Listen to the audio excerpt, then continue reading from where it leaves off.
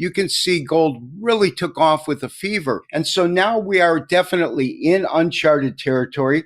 Gold has never had this high of a value in terms of a troy ounce, and we are in striking distance of 3,000. It came very, very close on an intraday basis this week. I think that in terms of will gold go to 3,000, my response to that is it's not if, but when. I'm certain that gold will go there, and I think relatively soon, because gold is still reacting to the key fundamental elements that have been the recent drivers, and that's really tariffs by the new administration. The precious metals market is witnessing an extraordinary period as gold continues its historic ascent, approaching the unprecedented level of $3,000 per ounce. GaryWagner, a renowned gold and silver technical analyst, has closely monitored this remarkable journey through his detailed market forecasting. His analysis of the weekly candlestick chart reveals a compelling 7-week upward trend, during which gold has demonstrated exceptional strength, rallying by $370, a significant 14% increase since mid-December.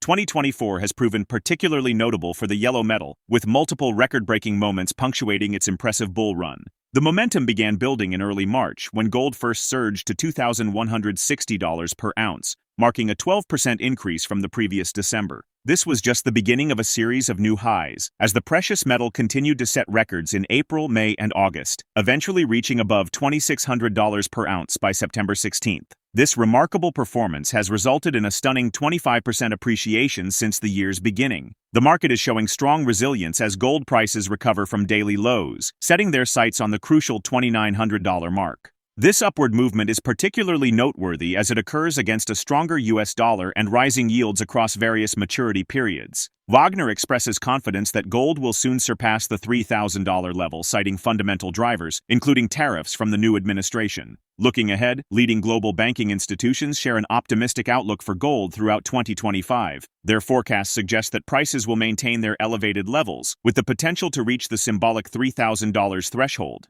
This bullish sentiment is primarily attributed to persistent geopolitical uncertainties influencing investor behavior and market dynamics. Before we begin, subscribe to our channel and click the bell icon so you never miss an update, informing you about our latest content and insights. The first chart that we're going to look at is a weekly standard candlestick chart. And what's interesting is you can see for the last 7 consecutive weeks, of course, this week is new. We'll have to see if it finishes strong on this week. But we've really seen the market move up. And in terms of the rally itself, this rally has witnessed gold gain from the middle of December to the high that came in this week of about $370. That's a 14% rise. That is strong. Now, this is what I said is standard candlestick chart. If I convert it to what's called a Henkinashi, and a Henkinashi just draws the candles a little bit different. What we look for in this, the difference between these two types of charts is how the open is fixed. On a standard bar or candlestick chart, the open is fixed on the true opening bid, opening price.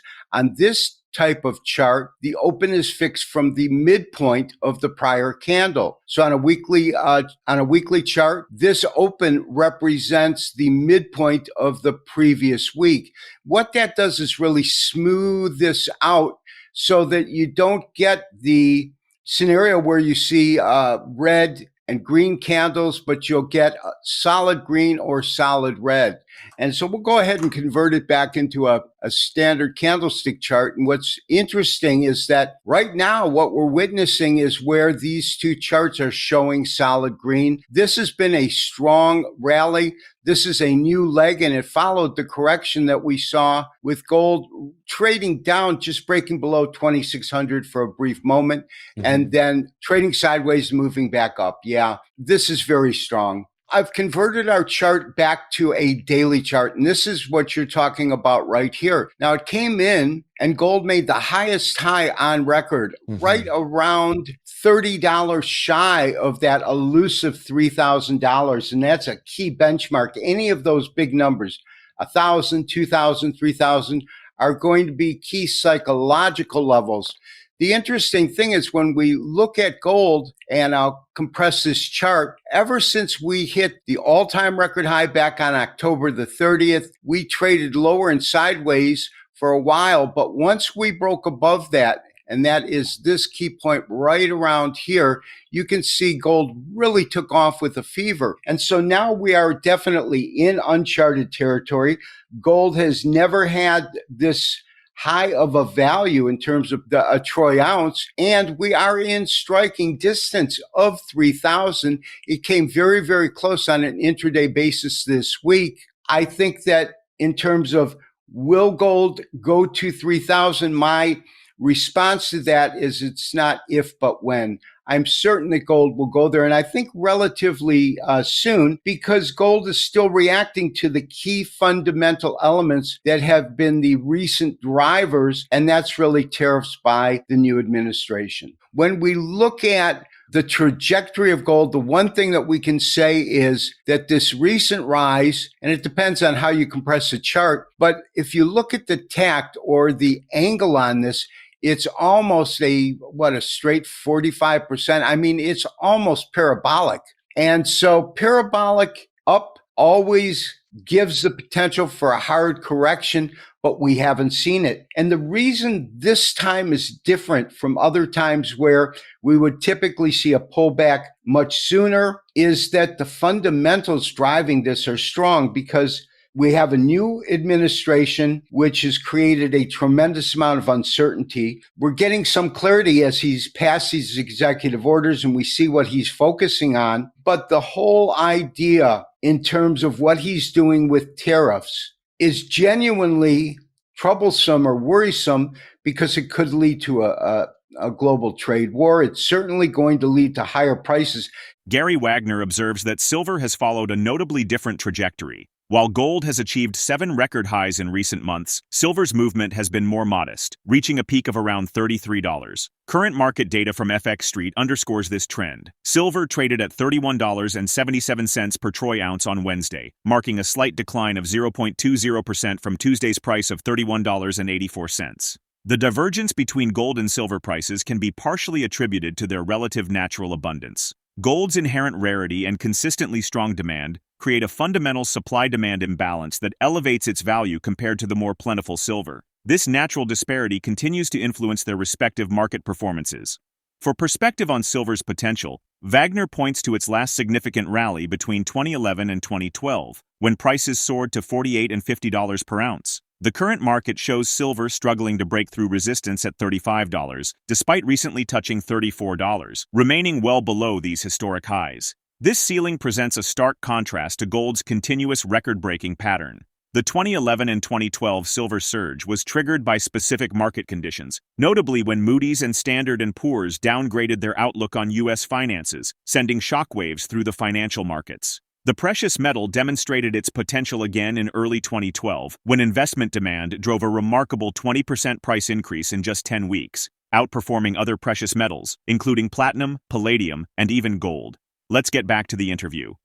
It certainly hasn't performed like gold has, where what we saw in gold was moving to record highs and then breaking those highs. I think gold has hit 7 all-time new record highs this year alone, but you can see it peaked out around 33. And when we pull this chart back, we can see that that's higher than silver has been for years. And we have to really go back to the other historical time when both gold and silver did miraculous things, and that was middle of 2011 to 2012.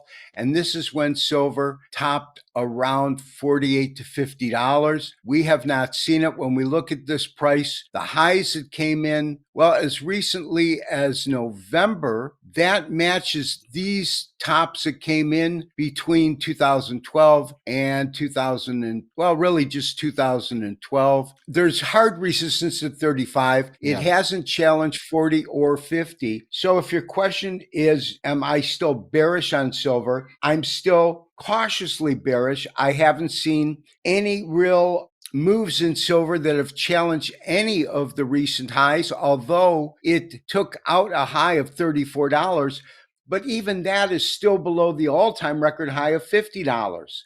Mhm. And so I cannot be as bullish on silver as I am on gold, because gold is definitely reacting as a safe haven asset, and investors are flocking to precious yellow metal. They're not doing the same with silver. Silver has an industrial component that's greater than gold, but we can see that that's been tepid at best. It has moved silver from $18 to $35, and it was sitting at 18 in August of 2022.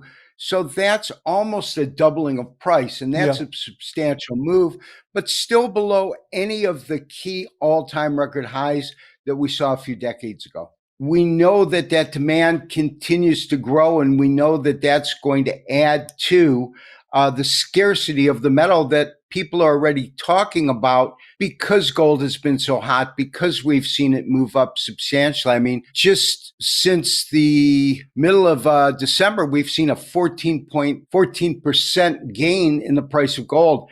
I would venture to say that's outperforming most of the indexes, as well as equity indexes. Maybe not certain equities or certain stocks itself that are hot, but that performance is exceptional.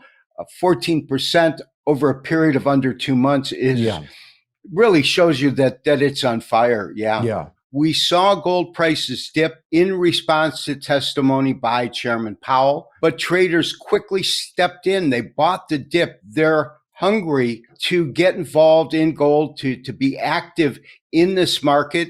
This is truly a historical time. And what that intraday data tells me, at least, is there are traders waiting for that dip so they can buy it and take advantage of it, because we saw how quickly gold rebounded. And that's happened on other days where we'd see it trade lower overnight. When it got to New York, they would quickly make up that difference and bid it back to positive ground.